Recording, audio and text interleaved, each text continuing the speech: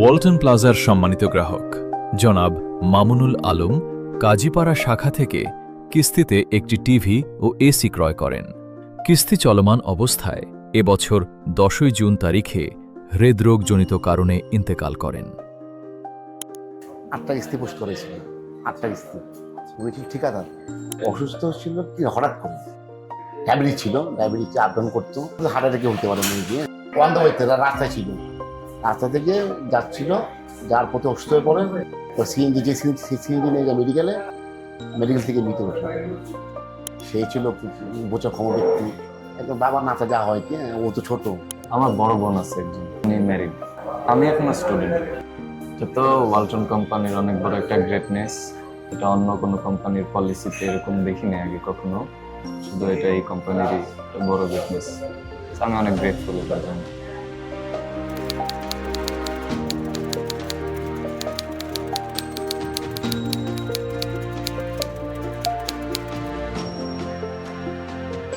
এইভাবেই ওয়ালটন প্লাজার কিস্তি সুরক্ষা কর্মসূচি আজ হাজারো পরিবারের জন্য হয়ে উঠেছে নিরাপত্তা, স্বস্তি এবং নির্ভরতার প্রতীক।